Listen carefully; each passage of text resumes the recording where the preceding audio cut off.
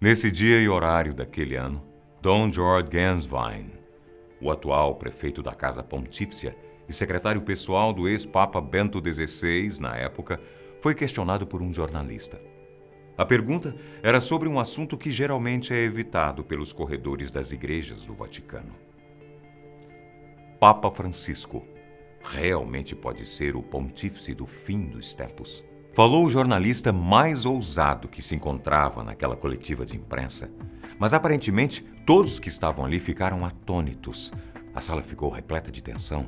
No fundo, todos buscavam, mesmo que de maneira sutil, a mesma resposta. E após pensar por alguns breves segundos, ela veio. De fato, quando se observa a profecia, e tendo em conta que sempre teve uma sólida referência dos papas mencionados, me dá calafrios, assegurou o arcebispo. Calafrios? O que um homem de fé, como o prefeito da Casa Pontífice do Vaticano, tanto teme? Que profecia é essa? O que ela diz? O nosso atual Papa, o Papa Francisco, realmente pode ser o Papa do fim dos tempos? E se for verdade?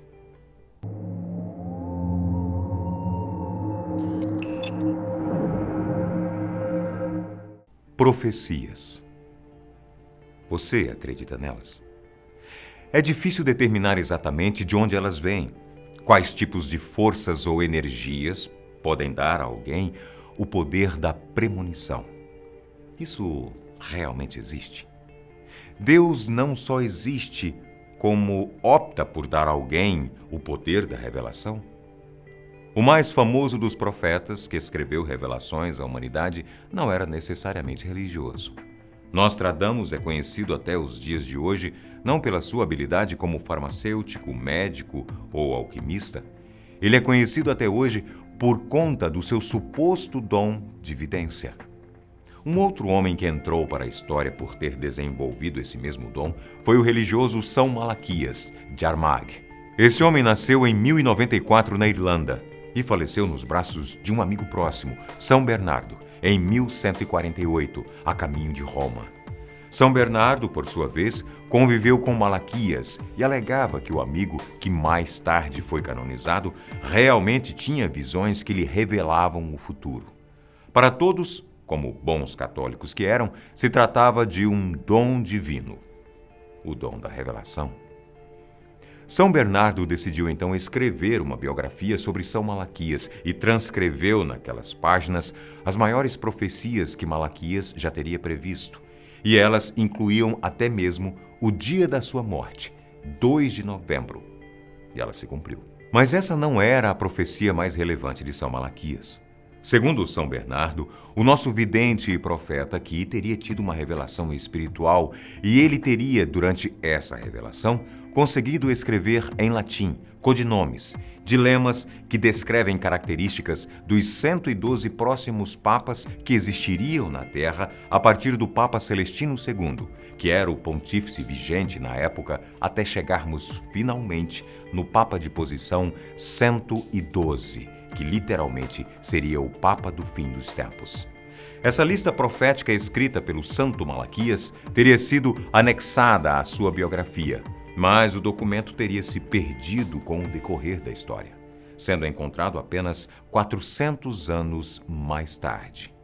A primeira vez que a lista foi efetivamente publicada foi através da obra Lignum Vitae, compilado pelo monge Arnoldo Vion em 1595. Se atente você que nessa época o Brasil havia sido praticamente recém-descoberto. A profecia ficou mundialmente conhecida após a sua publicação como a Profecia dos Papas. Depois da publicação, os dilemas dos 112 papas começaram a ser estudados e analisados por pesquisadores e religiosos. E, incrivelmente, ou surpreendentemente, mas muita coisa realmente batia. Segundo São Malaquias, o homem que tinha o dom da revelação de Deus, os 112 últimos papas que antecederiam o fim dos tempos poderiam ser reconhecidos através de denominações que explicavam em latim as suas maiores características, E quando traçamos uma comparação entre as denominações proféticas e a realidade, o que temos é realmente surpreendente. Os últimos 10 papas, segundo São Malaquias, eram respectivamente segundo a profecia e a vida real. 10º, Ignis Ardens, fogo ardente. Quem ocupou esse cargo, segundo a ordem de sucessão papal, foi o Papa Pio X, que durante toda a sua vida lutou ardentemente pela renovação espiritual da Igreja. Para o simbolismo, a renovação, a mudança, é realmente representada pela imagem do fogo. 9º, Religio Depopulata, religião devastada, pela ordem Papa Bento XV, que viveu durante a época da Primeira Guerra Mundial e que viu em seu mandato milhares de cristãos morrerem em consequência da guerra. Não existia esperança. A religião, naquele momento, realmente estava devastada. 8º, Fides Intrépida, fé destemida. Na prática, Papa Pio XI. Esse Papa testemunhou a ascensão da Alemanha nazista e o horror da Segunda Guerra Mundial. Ele criticou duramente o fascismo e o nazismo. Apesar da guerra, não renunciou, não se intimidou, permaneceu esperançoso e fiel até a sua morte.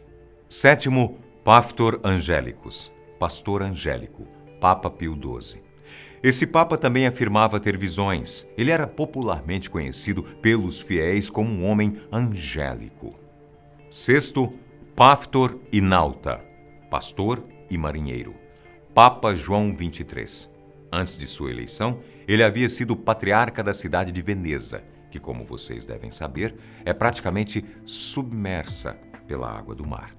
5º, Flos Florum, flor das flores, Papa João Paulo VI. O seu brasão exibia 3 flores de lis, porque havia nascido na cidade de Florença. 4º, de Mediatate Lunae, da meia-lua, Papa João Paulo I. Este Papa foi eleito em 1978, durante uma meia-lua, e governou apenas um mês, falecendo de maneira inesperada na próxima meia-lua daquele ano. 3º, de Labore Iolis, o trabalho do Sol ou o eclipse do Sol. Papa João Paulo II, pouca gente sabe, mas acredite você ou não, João Paulo II literalmente nasceu no dia e na hora que um eclipse acontecia, e no dia do seu funeral, em 8 de abril de 2005, um novo eclipse aconteceu. 2º, Gloria Olivae, Glória da Oliveira, Papa Bento XVI. Nosso penúltimo Papa é da Ordem dos Beneditos, que referem a si mesmos como os Olivetana. Seu brasão de Papa trazia o desenho de um ramo de oliveira. E por fim, segundo a profecia de São Malaquias, o 112º Papa da sua lista e o primeiro da nossa contagem regressiva seria o que viria depois de Bento XVI, o que na prática podemos dizer que é o Papa Francisco. Mas será que a descrição desse pontífice do fim dos tempos coincide mesmo com o nosso atual Papa? Segundo o vidente, o último Papa a existir seria Petrus Romanus, que pode ser traduzido para Pedro, o Romano. E a sua descrição diz: na perseguição final da Santa Igreja Romana, reinará Petrus Romanus, quem alimentará a sua grei em meio de muitas tribulações.